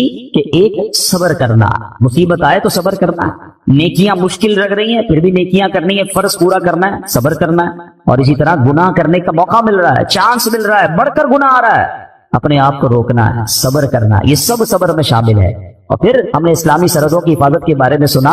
اسی طرح میرے پیارے اسلامی بھائیوں، نبی پاک نے ایک بار صحابہ کرام سے فرمایا، تمہیں ایسی چیز نہ بتا دوں جس کے سبب اللہ تعالیٰ خطائیں مٹا دے اور درجات بلند کرے؟ اس کی وضو ضرور بتائیے۔ ارشاد فرمایا، جس وقت وضو ناگوار ہوتا ہے اس وقت وضو کامل کرنا، اور مسجدوں کی طرف قدموں کی کثرت، اور ایک نماز کے بعد دوسری نماز کا انتظار، اس کا ثواب ایسا ہے جیسا کفار کی سرحد پر حمایت بلاد اسلام کے لیے گھوڑا باندھنے کا ہے۔ یعنی کچھ لوگوں کو تو جہاد کا موقع ملتا ہے، اللہ ان کو سلامتی عطا فرمائے، مگر عام مسلمان جیسے ابھی کوئی اگر اسلامی سرحدوں پر ہمارے ملک میں کوئی ایسا معاملہ نہیں اور ہم نہیں جا پا رہے، تو یہ کتنی پیاری حدیث ہے کہ ایک نماز سے دوسری نماز کا انتظار کرنا، جب وضو مشکل ہو اس وقت وضو کرنا، سردیوں میں بعض اوقات وضو مشکل ہو جاتا ہے، مسجدوں کی طرف قدم رکھ چلنا، تو آقا فرماتے ہیں اس کا ثواب ایسا ہے کہ کفار کی سرحد پر حمایت بلاد اسلام کے لیے گھوڑا باندھنے کا۔ تو اے میرے پیارے اسلامی بھائیوں، قرآن پاک کی آیتوں میں ہم سب کے لیے بہت سارے میسج ہیں۔ آج بڑا مسئلہ یہ ہے کہ ہمارے اندر سے صبر ختم ہوتا جا رہا ہے، آج بے صبری کا دور ہے، چھوٹی سی مشکل آ جائے، چھوٹی سی پریشانی آ جائے، ہم شکوہ کرتے ہیں، ہم شکایت کرتے ہیں۔ یاد رکھیے، سب کو بتا کر صبر نہیں ہوتا۔ بعض اوقات ہمارے ساتھ کوئی پرابلم ہو، پورے محلے کو بتایا، ارے بھائی بڑا مسئلہ ہے، کاروبار ڈاؤن ہو گیا ہے، طبیعت بالکل ٹھیک نہیں ہے، فلاں نقصان ہو گیا ہے، سب کو بتا کر آخر میں کہتے ہیں جناب میں تو صبر ہی کر رہا ہوں۔ یہ صبر نہیں ہے۔ صبر پتہ ہے کس کو کہتے ہیں؟ میں جانوں میرا رب چاہتا۔ ہاں، کسی کو پتہ نہ چلے۔ ہم ایک جملہ بڑا شوق سے کہہ رہے ہوتے ہیں، کافی لوگوں کے منہ پر یہ جملہ ایک محاورے کے طور پر آ گیا ہے کہ اللہ پاک آپ کو صبر جمیل عطا فرمائے، صبر جمیل پر اجر عظیم عطا فرمائے۔ ان کو کبھی روک کے پوچھے حضرت صبر جمیل کہتے ہیں کس کو ہیں؟ تو ہمیں شاید یہ نہیں پتا ہے، ہم شاید کسی جمیل بھائی کا صبر سمجھ رہے ہیں۔ یہ جمیل بھائی کا صبر نہیں ہے، صبر جمیل کی ڈیفینیشن لکھی ہے کتابوں میں۔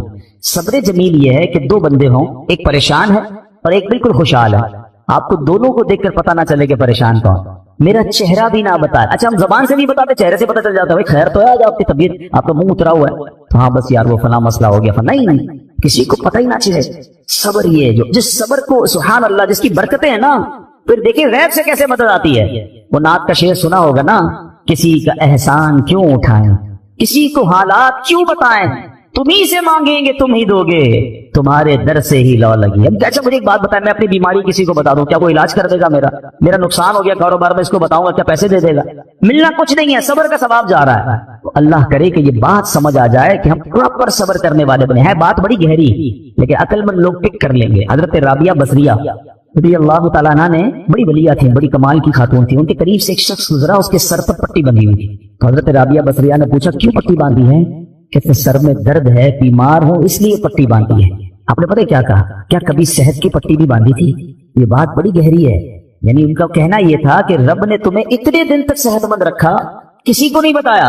آج تھوڑے دن کے لیے بیماری ہوئی تو پٹی باندھ کے سب کو بتا رہے ہو کہ اللہ نے بیمار کیا. یہ بات سمجھنی ہے کہ ہماری پرابلم ہماری ہے. میرا رب، اگر رب راضی ہے میری پرابلم پر تو میں بھی راضی ہوں نا. کیونکہ آپ حدیثیں تو پڑھیں کہ نبی پاک علیہ الصلوۃ والسلام کی حدیث پاک ہے جس کا مضمون ہے کہ اللہ پاک جس بندے سے محبت کا ارادہ فرماتا اس پر آزمائشوں کی بارش بھیج دیتا ہے. اب بڑی اہم بات ہے کہ محبت بھی ہو رہی ہے اور آزمائشیں بھی آ رہی ہیں. حدیث کا اگلا حصہ اس کو کلیریفائی کرتا ہے کہ حدیث پاک کا مضمون ہے کہ رب کی رضا یہ ہے کہ میرے بندے سے دنیا میں جو خطائیں ہو گئی ہیں میں آزمائشیں بھیجوں، یہ صبر کرے، اس کے گناہ معاف ہو جائیں، اب میرے پاس آئے تو گناہوں سے پاک ہو کر آئے، میں اسے اپنی جنت میں داخل. تو آزمائشیں تو میرے گناہ معاف کروانے آئی تھی، اور ہم ہیں کہ ان آزمائشوں پر واویلا مچا رہے ہیں، لوگوں کو بتا رہے ہیں، شکوے کر رہے ہیں. بعض اوقات تو زبان سے جملے ایسے کہہ دیتے ہیں جو اللہ کی بارگاہ میں ناراضی کا سبب بنتے ہیں. نہیں میرے پیارے سارے، ہمیں یہ غور کرنا چاہیے کہ جس رب نے ساری زندگی چھاؤں میں رکھا ہے، اگر کچھ دن ڈوب کے آئے ہیں تو صبر سے گزار. یہ امتحان ہے. قرآن میں رب نے فرمایا، وہی بات والی بات ہے، قرآن پڑھے نا. اللہ فرماتا ہے وَلَنَبْلُوَنَّكُمْ بِشَيْءٍ مِّنَ الْخَوْفِ وَالْجُوعِ وَالنَّقْصٍ مِّنَ الْأَمْوَالِ وَالْأَنفُسِ وَالثَّمَرَاتِ وَبَشِّرِ الصَّابِرِينَ. اللہ نے تو لسٹ بھی دے دی ہے، ہم ان قریب تمہیں آزمائیں گے، بھوک سے مال کم ہو جائیں گے، بیمار ہو جاؤ گے، خوف آ جائے گا، پرابلمز آئیں گی. مگر آگے کیا فرمایا؟ وَبَشِّرِ الصَّابِرِينَ، خوشخبری ہے صبر والوں کے لیے. الذین اذا اصابتهم مصیبہ، جب وہ مصیبت پہ گرفتار ہو جاتے ہیں، قالوا انا للہ وانا الیہ راجعون، کہتے ہیں اللہ ہی کا مال ہے، اللہ ہی کی طرف لوٹ کر جاتا. تو اللہ قرآن کی اس آیت کے صدقے ہمیں صبر کرنے والا بنا. صبر کا اجر اتنا بڑا ہے، اتنا بڑا ہے. یہ مصیبتیں پریشانیاں گناہوں کو معاف کروانے، درجات کو بلند کرنے آتی ہیں. اللہ صبر کی دولت نصیب فرمائے. آمین بجاہ النبی الامین صلی اللہ علیہ وسلم. سرکار دو عالم صلی اللہ علیہ وسلم کا فرمان عالی شان ہے، اِنَّ لِلَّهِ مَلَائِكَةً سَيَّاحِينَ فِي الْأَرْضِ يُبَلِّغُونِي عَنْ أُمَّةِ السَّلَامِ. آقا فرماتے ہیں زمین پر کچھ فرشتے گھومتے پھرتے ہیں جو میری امت کا سلام مجھ تک پہنچاتے ہیں. یعنی ان فرشتوں کی ڈیوٹی یہ ہے کہ وہ امتی کا سلام بارگاہ رسالت میں پہنچاتے ہیں. اچھا، یہ تو عام دنوں کی بات ہے. جمعے کے بارے میں روایت ملتی ہے کہ جس کا مضمون ہے کہ اور دنوں کا درود فرشتے مجھ تک پہنچاتے ہیں، اور جمعے کے دن جو درود پڑھا جاتا ہے بنفس نفیس میں خود سماعت کرتا ہوں. یعنی آقا علیہ الصلوۃ والسلام ڈائریکٹلی ہمارا درود سماعت کرتے ہیں. ایک اور حدیث پاک کا مضمون ہے کہ جو کوئی شخص جمعہ کے دن 200 بار درود پاک پڑھ لے اس کے 200 برس کے گناہ معاف کر دیے جائے. اللہ پاک ہمیں کثرت سے درود پاک پڑھنے کی توفیق عطا فرمائے. آئیے مل کر محبت کے ساتھ بآواز بلند درود پاک پڑھ لیں. صلو علی الحبیب صلی اللہ تعالی علی محمد صلی اللہ علیہ وسلم. قرآن مجید فرقان حمید کی پیاری باتیں، قرآن کے پیارے احکام، قرآن جو کہ ہم سب کے لیے راہ ہدایت ہے. ہم کوشش کرتے ہیں کہ قرآن کریم کے حوالے سے ہی کچھ بات کیا کریں، کچھ آیتوں کو سمجھا کریں اور اللہ کے پیغام کو سمجھا کریں. قرآن مجید ایک ایسی کتاب ہے جو ہمارے لیے راہ نجات بھی ہے، راہ ہدایت بھی ہے، گائیڈ لائن بھی ہے. اور وہ باتیں جو اپنی عقل سے، اپنے یوں سمجھیے کہ جو اسباب ہیں اس سے جہاں تک رسائی نہیں ہوتی، قرآن اس سے آگے کی رہنمائی عطا فرماتا ہے. اب بعض اوقات قرآن کی کچھ باتیں ہیں جو اگر لوگ عقل سے چیک کرتے ہیں تو کنفیوز ہو جاتے ہیں، لیکن دیکھیں ہماری عقل محدود ہے. اب مثال کے طور پہ کوئی پہلی دوسری کلاس کا طالب علم ہو، اس کو آپ ڈاکٹروں کی کتاب پکڑا دیں، MBBS کی بک پکڑا دیں تو اس کو تو سمجھ نہیں آئے گی، ٹھیک ہے نا، کیونکہ اس کی عقل اس کتاب کے متعلق نہیں ہے. قرآن سمجھنا، اس کو بیان کرنا، یہ بڑے بڑے علماء کا کام ہے. تو ہمیں قرآن پاک جب بھی پڑھنا ہے اس کا ترجمہ اور اس کی تفسیر عاشقان رسول جو علماء ہیں ان کی تفسیر اور بڑے بڑے ائمہ کے اقوال سے سمجھنا ہوگا.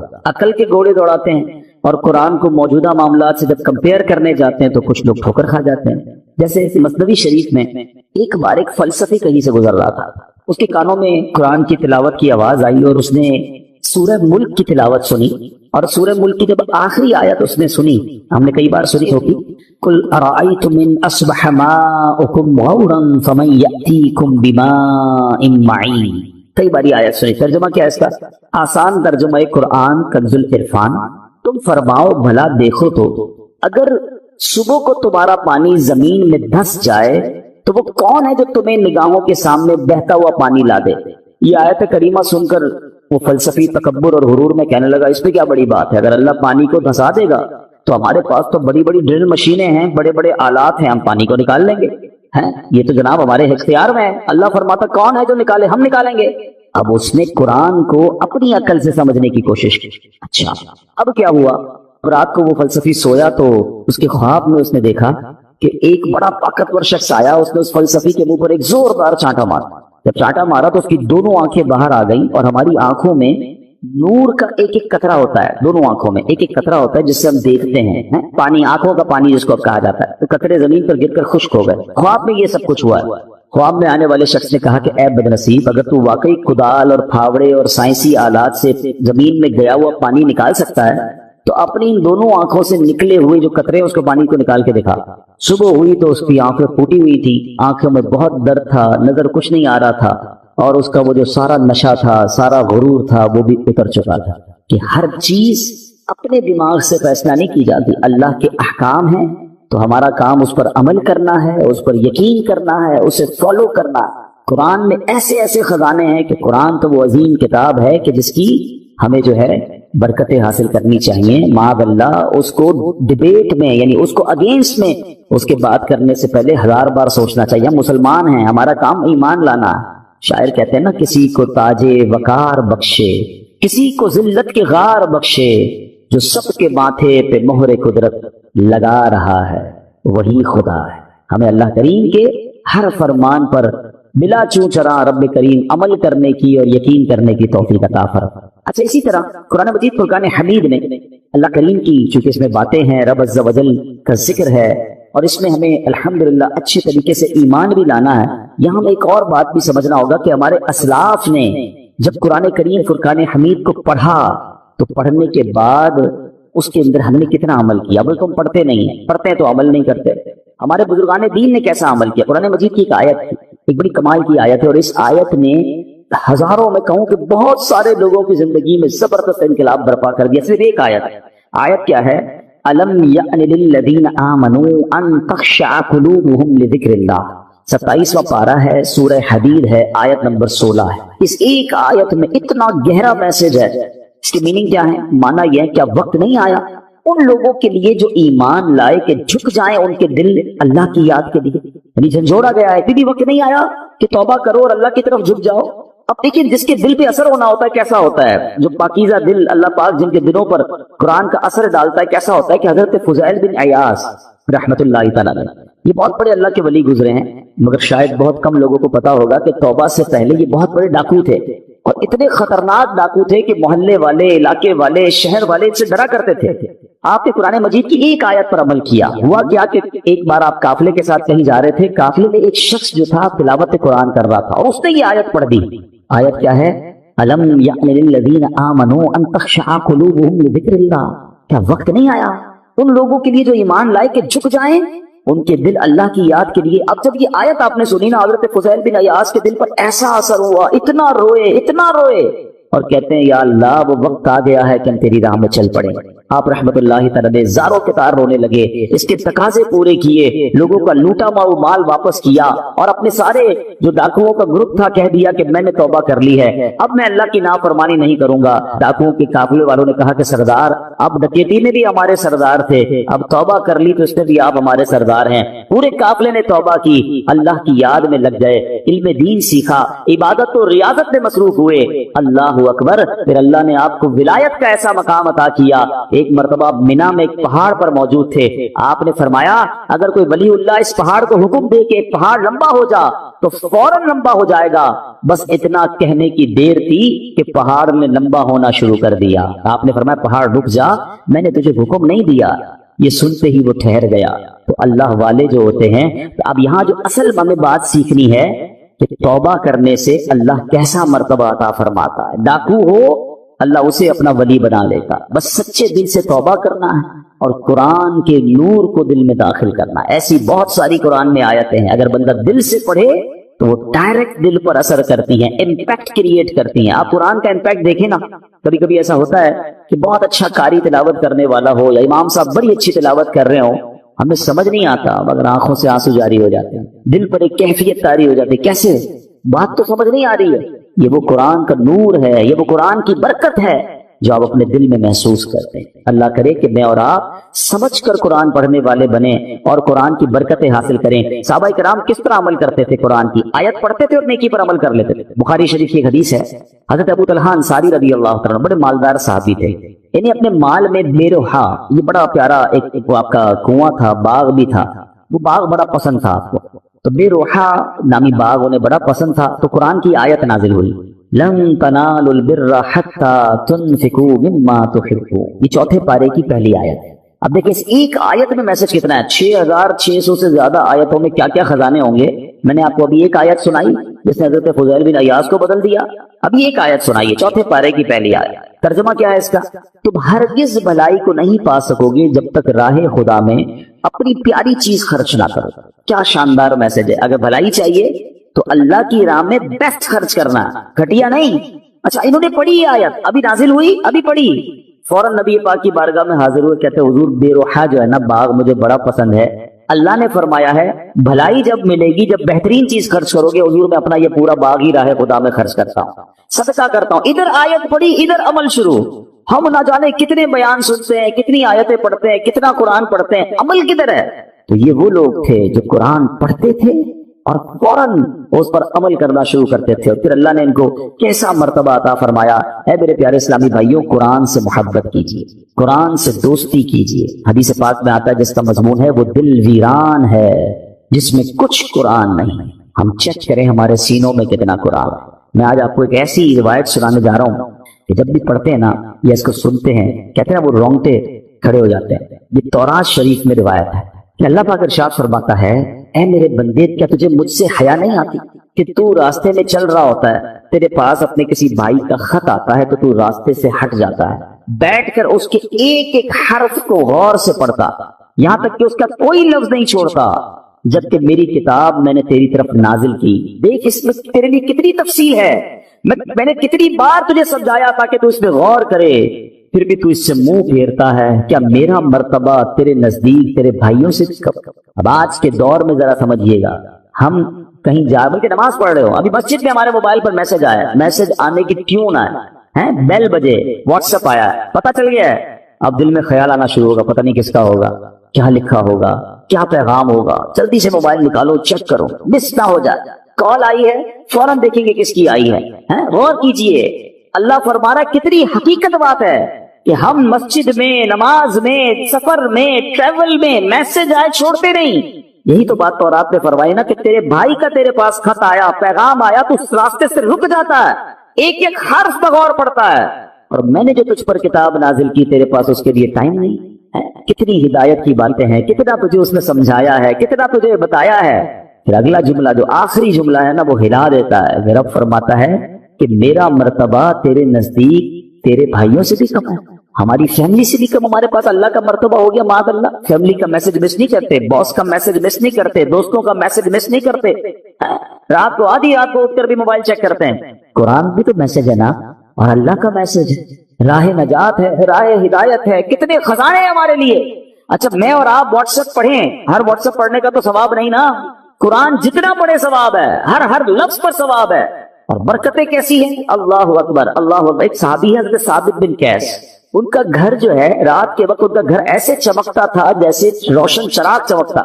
اس زمانے میں تو بجلی کا انتظام نہیں تھا، تو لوگوں نے نبی پاک سے تذکرہ کیا کہ حضور ثابت بن قیس کا گھر پورے محلے میں چمکتا رہتا ہے چراغ کی طرح. تو نبی پاک نے پتہ کیا فرمایا، ثابت بن قیس ضرور رات کو سورہ بقرہ کی تلاوت کرتے ہوں. صحابہ نے آ کے پوچھا کیا ایسا ہی ہے؟ کہتے ہاں میں روز رات کو سورہ بقرہ کی تلاوت.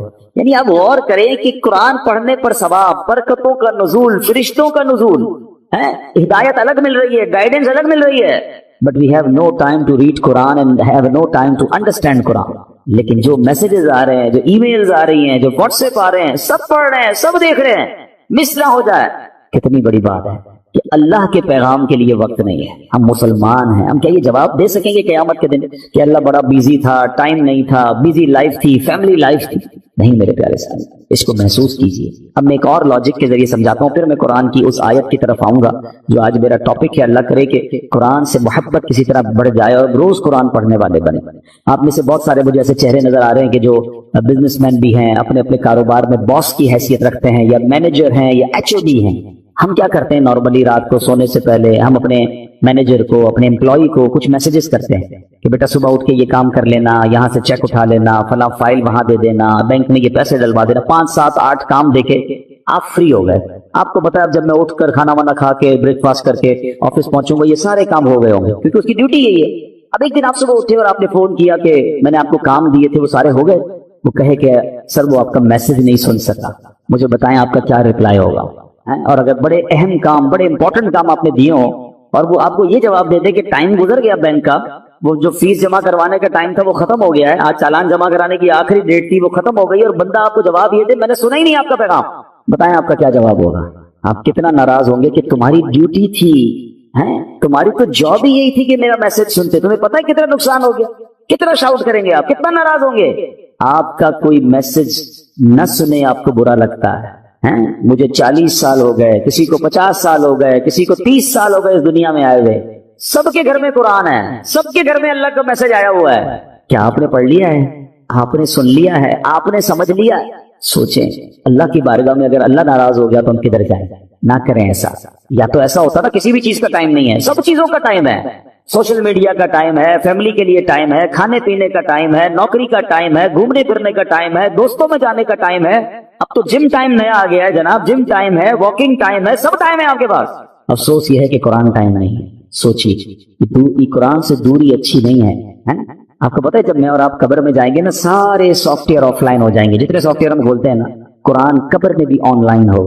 حدیث پاک میں آتا ہے سورہ ملک جو روزانہ رات کو تلاوت کر لے، یہ 30 آیتوں والی سورت وہ ہے جو قبر میں آ کر عذاب سے بچائے گی، مگر اس کا بھی ٹائم 6-7 منٹ لگتے ہیں سورہ ملک پڑھنے میں، لیکن اس کا بھی ٹائم نہیں۔ اچھا اگر میں قرآن نہیں پڑھ رہا، اب آپ اس کا امپیکٹ سوچئے گا، اگر ہم قرآن سے دور ہو گئے تو ہمارے بچوں کا کیا حال ہوگا؟ آہستہ آہستہ یہ نسلیں تو دور ہوتی چلی جائیں گی نا۔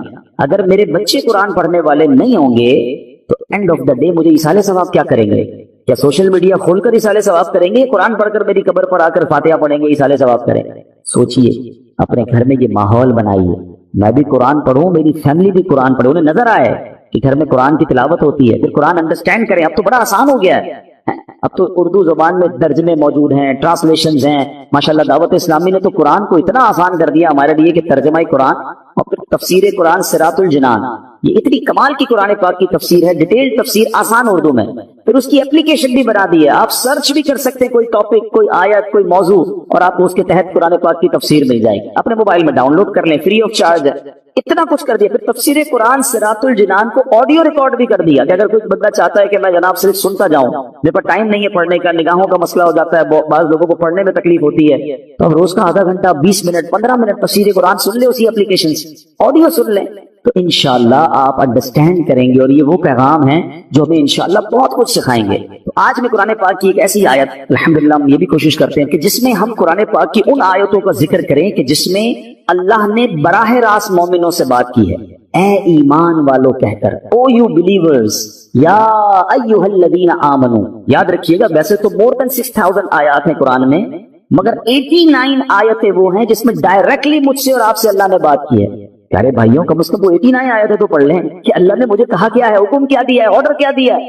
انہی میں سے ایک آیت آج میں تلاوت کر رہا ہوں، یہ پارہ نمبر 4 ہے، سورہ آل عمران ہے، اور آیت نمبر 200۔ اللہ ارشاد فرماتا ہے، یا ایھا الذین آمنوا اصبروا وصابروا ورابطوا واتقوا اللہ لعلکم تفلحون۔ ترجمہ قرآن، اے ایمان والو صبر کرو اور صبر میں دشمنوں سے آگے رہو، اور اسلامی سرحد کی نگہبانی کرو، اور اللہ سے ڈرتے رہو اس امید پر کہ تم کامیاب ہو جاؤ۔ اس میں 2-3 بڑے پیارے میسج ہیں۔ اس آیت میں ارشاد فرمایا، اے ایمان والو نیکیاں کرنے، گناہوں سے بچنے کی مشقت، دنیاوی مصیبتوں اور آفتوں پر صبر کرو، اور جنگ کی سختیوں کے موقع پر صبر کرنے میں کفار پر غالب رہو، صبر و استقامت میں ان سے کم تر ثابت نہ ہونا، اور اسلامی سرحد پر اپنے جسموں اور گھوڑوں کو کفار سے جہاد کے لیے تیار رکھو، اللہ تعالیٰ کی اطاعت پر کمر بستہ رہو، اور تمام احوال میں اللہ تعالیٰ سے ڈرتے رہو اور اس امید پر کہ تم جہنم سے نجات پا کر جنت حاصل کرنے میں کامیاب ہو جاؤ۔ اب یہاں میرے پیارے اسلام میں کچھ الفاظ کے ذرا تفصیل سے معنی، صبر اور مصابرہ کا معنی۔ صبر کا معنی ہے نفس کو اس چیز سے روکنا جو شریعت اور عقل کے تقاضوں کے مطابق نہ ہو، اور مصابرہ کا معنی ہے دوسروں کی ایذا رسانیوں پر، کوئی تکلیف پہنچائے تو اس پر صبر کر۔ یاد رہے صبر کی 3 قسمیں ہیں۔ نیکیوں میں صبر، جیسے بعض اوقات انسان نیکی کرتا ہے تو اس کو تکلیف ہوتی ہے، مشکل ہو رہی ہوتی ہے، فجر کے لیے اٹھنا ہے، نیکی کی دعوت دے رہا ہے تو کوئی مخالفت کر رہا ہوتا ہے، دین کا کام کر رہا ہوتا ہے تو رکاوٹیں آ رہی ہوتی ہیں، تو نیکی کرنے میں جو تکلیف ہو اس پر صبر کرنا، یہ ایک صبر کی قسم ہے۔ دوسرا، ممنوعات سے بچنے کی مشقت پر صبر، جیسے گناہ کرنے کو جی چاہ رہا ہے، گناہ کرنا آسان ہو گیا ہے، موقع مل رہا ہے اور انسان اب کوئی روکنے والا بھی نہیں ہے، اب وہ صبر کر رہا ہے، اب وہ اپنے آپ کو روک رہا ہے، مال آگے آ رہا ہے، حرام روزی نظر آ رہی ہے، چانس مل رہا ہے، جو چوری کرنے کا چانس مل رہا ہے، دھوکہ دینے کا چانس مل رہا ہے، ایک ڈیل آئی ہے جناب جس میں بڑے پیسے ہیں، تھوڑا سا گڑبڑ کرنی ہے، یہ صبر کرنا ہے، یہ صبر اللہ کو بڑا پسند ہے۔ ہاں، اس پر صبر کرنا یہ بھی صبر کی قسم ہے۔ اور آپ نے قرآن کی وہ آیت یاد رکھنی ہے کہ ان اللہ مع الصابرین، اللہ صبر کرنے والوں کے ساتھ۔ ہم لوگ بعض اوقات سمجھتے ہیں کہ جو مار پڑتی ہے، جھگڑا ہوتا ہے، بیماری ہو جاتی ہے، اسی پر صبر، یقیناً یہ بھی صبر کی قسم ہے۔ تیسری قسم بھی یہی ہے کہ دنیا کی مصیبتوں اور آفتوں پر صبر کرنا، لیکن جو پہلی 2 قسمیں ہیں نا، یہ بھی صبر ہی ہے اور بڑا کمال کا صبر ہے کہ نیکی کرنے میں مشکل ہو رہی ہے، بندہ صبر کر رہا ہے مگر نیکی کیے جا رہا ہے۔ بعض اوقات روزہ رکھتے ہیں، تکلیف ہوتی ہے، مشقت والا کام بھی ہے، پھر بھی روزہ رکھ رہے رمضان کا، صبر کر رہے ہیں نا، یہ بھی صبر کرنے والا۔ گناہ کا موقع مل رہا ہے، گناہ نہیں کر رہا، رک رہا ہے، یہ بھی صبر کرنے والا ہے۔ تکلیف آ گئی، آفت آ گئی، مصیبت آ گئی، اللہ کی رضا پر راضی ہے، صبر کر رہا ہے، یہ بھی صبر کرنے والا ہے۔ اچھا، اب اس پہ ورابطو، قرآن میں ایک اور لفظ ذکر ہوا اس آیت میں، اس لفظ کے مفہوم پر مفسرین نے کافی تفصیلی کلام کیا، جس کا خلاصہ یہ ہے کہ لفظ ورابطو کے 2 معنی ہو سکتے ہیں۔ سرحد پر اپنے جسموں اور گھوڑوں کو کفار سے جہاد کے لیے تیار رکھو۔ نمبر 2، اللہ تعالیٰ کی اطاعت پر کمر بستہ رہو۔ تو جو لوگ سرحدوں کی، اسلامی سرحدوں کی حفاظت کرتے ہیں، اپنی جان جوکھوں میں ڈالتے ہیں، شہید ہو جاتے ہیں، اپنا سب کچھ لٹا دیتے ہیں، کہ بڑے مرتبے قرآن میں بیان اور اس کی تو بڑی فضیلتیں ہیں۔ سبحان اللہ، یاد رکھیے کہ اسلامی ملک کی بقا، مسلمانوں کی حفاظت، دین کی سربلندی، اسلام کی قوت کا اظہار، لوگوں کے حقوق کا تحفظ، پیغام الہی کے لیے تبلیغ، کفر کی راہ میں رکاوٹ اور اس کی روک تھام میں اسلامی ملک کی سرحدوں کی حفاظت کا بہت عمل دخل ہے۔ حضرت سہل بن سعد ساعدی رضی اللہ تعالیٰ عنہ فرماتے ہیں کہ سرکار دو عالم علیہ الصلوۃ والسلام نے ارشاد فرمایا، راہ خدا میں ایک دن سرحد کی نگہبانی کرنا دنیا و ما فیہا سے بہتر ہے، یعنی دنیا اور اس کے اندر جو کچھ ہے اس سب سے بہتر یہ ہے کہ اللہ کی راہ میں اسلامی سرحدوں کی حفاظت کی جائے۔ تو اخلاص کے ساتھ جو یہ کام کرتے ہیں ان کے بڑے مرتبے ہوتے ہیں۔ حضرت سلمان رضی اللہ تعالیٰ سے روایت ہے، نبی پاک علیہ الصلوۃ والسلام نے ارشاد فرمایا، ایک دن اور ایک رات سرحد کی حفاظت کرنا 1 مہینے کے روزوں اور قیام سے بہتر ہے۔ حفاظت کرنے والا اگر مر گیا تو اس کے اس عمل کا اجر جاری رہے گا اور وہ فتنہ قبر سے محفوظ رہے گا۔ تو یہ نصیب والوں کا حصہ ہوتا ہے۔ ٹھیک ہے، اب ہم نے 2 باتیں اس آیت سے سیکھی کہ ایک صبر کرنا، مصیبت آئے تو صبر کرنا، نیکیاں مشکل لگ رہی ہیں پھر بھی نیکیاں کرنی ہے، فرض پورا کرنا ہے، صبر کرنا ہے، اور اسی طرح گناہ کرنے کا موقع مل رہا ہے، چانس مل رہا ہے، بڑھ کر گناہ آ رہا ہے، اپنے آپ کو روکنا ہے، صبر کرنا، یہ سب صبر میں شامل ہے۔ اور پھر ہم نے اسلامی سرحدوں کی حفاظت کے بارے میں سنا۔ اسی طرح میرے پیارے اسلامی بھائیوں، نبی پاک نے ایک بار صحابہ کرام سے فرمایا، تمہیں ایسی چیز نہ بتا دوں جس کے سبب اللہ تعالیٰ خطائیں مٹا دے اور درجات بلند کرے؟ اس کی وضو ضرور بتائیے۔ ارشاد فرمایا، جس وقت وضو ناگوار ہوتا ہے اس وقت وضو کامل کرنا، اور مسجدوں کی طرف قدموں کی کثرت، اور ایک نماز کے بعد دوسری نماز کا انتظار، اس کا ثواب ایسا ہے جیسا کفار کی سرحد پر حمایت بلاد اسلام کے لیے گھوڑا باندھنے کا ہے۔ یعنی کچھ لوگوں کو تو جہاد کا موقع ملتا ہے، اللہ ان کو سلامتی عطا فرمائے، مگر عام مسلمان جیسے ابھی کوئی اگر اسلامی سرحدوں پر ہمارے ملک میں کوئی ایسا معاملہ نہیں اور ہم نہیں جا پا رہے، تو یہ کتنی پیاری حدیث ہے کہ ایک نماز سے دوسری نماز کا انتظار کرنا، جب وضو مشکل ہو اس وقت وضو کرنا، سردیوں میں بعض اوقات وضو مشکل ہو جاتا ہے، مسجدوں کی طرف قدم رکھ چلنا، تو آقا فرماتے ہیں اس کا ثواب ایسا ہے کہ کفار کی سرحد پر حمایت بلاد اسلام کے لیے گھوڑا باندھنے کا۔ اے میرے پیارے اسلامی بھائیوں، قرآن پاک کی آیتوں میں ہم سب کے لیے بہت سارے میسج ہیں۔ آج بڑا مسئلہ یہ ہے کہ ہمارے اندر سے صبر ختم ہوتا جا رہا ہے، آج بے صبری کا دور ہے، چھوٹی سی مشکل آ جائے، چھوٹی سی پریشانی آ جائے، ہم شکوہ کرتے ہیں، ہم شکایت کرتے ہیں۔ یاد رکھیے، سب کو بتا کر صبر نہیں ہوتا،